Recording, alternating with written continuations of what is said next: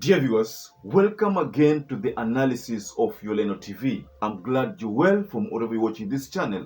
And once again, I'd like to say thank you so much for those who made YOLENO TV grow to 15,000 subs. Now we are on a journey to 20,000 subscribers. Please give YOLENO TV a chance to grow by subscribing to this channel, by hitting the notification bell, by giving us a like. Now, in today's newspaper, I saw an article, and in today's headline, it said, Ruto on a path to absolute power. Ruto on a path to absolute power. That is what we are experiencing, ladies and gentlemen. First, like I said in my previous videos, Ruto has devised a way of dividing the opposition.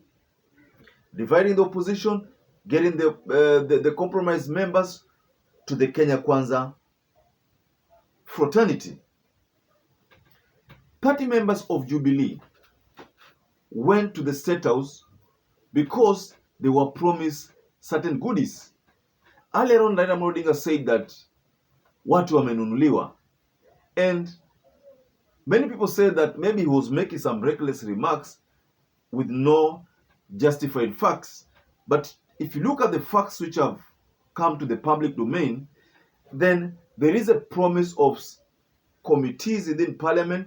There is a promise of so many other jobs. That is the reason why those 30 members opted to join the Kenya Kwanza group. It is true that it is not about the common mwananchi, but it's all about positions. How else would these people join the Kenya Kwanza banner or the Kenya Kwanza group if there was no promise of positions? So Sabina Chege has been one hell of a person who engineered that exodus of 30 members to join Kenya Kwanza from the Jubilee. Mind you, the party position is not what Sabina Chege said. The party position is that Jubilee is still part of Azimio. Of course, the law required that after election, there was going to be like 100 days before you decamp or before you pull out. But of course, that period had elapsed. But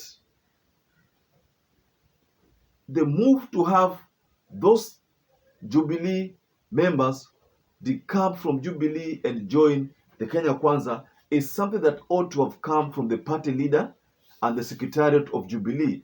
So what Sabina Chege has done and Kanini Kega is just, I'm twisting, how do I call it? But it's ni kama vile tu yani, they just looked at what benefit they're going to get.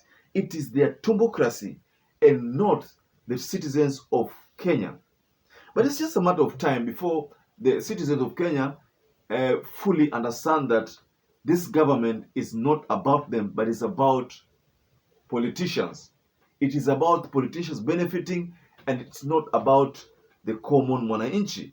Because let me take you back to the campaigns, or let me take you back to the days of BBI. The days of BBI, the likes of Sudi, the likes of Kimani Ichung'wah, the likes of Murkomen constantly said that it was all about mama mbogas and not positions. Soon after this government took over power, it has never been about mama mbogas, but it has been about positions.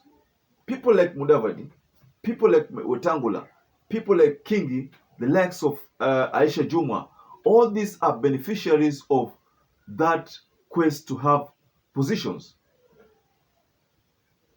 When was the last time you heard Aisha Jumwa vocal talk about the challenges of Kenyans or the challenges of Mijikenda? When was the last time you heard about them? When was the last time you heard Wetangula talk about justice for Kenyans, talk about equitable distribution of resources, talk about corruption? When was the last time you heard Mudavadi talk about the same? Of course, Boni Alwale has been in order, but sometimes Boni Alwale talks things which make sense. He talks about things which are beneficial to the common mwananchi. But the people like Mudavadi, Wetangula, Aisha Juma, Speaker of the Senate, that is Amason Jeffa Kingi, these people no longer talk about the common mwananchi. No, that's the reality. And that's the reason why Ruto has found it easier to control the parliament. Now the parliament is literally being called a puppet parliament.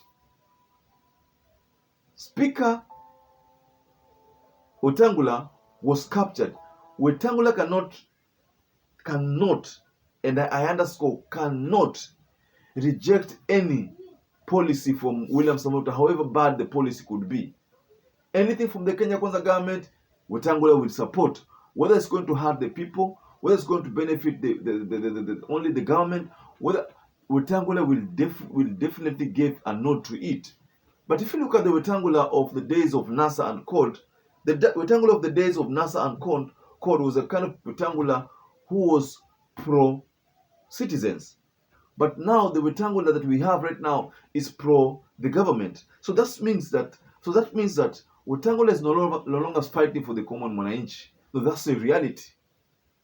Today I'm a bit bitter about these politicians, but that's the reality. He is no longer pro-citizens.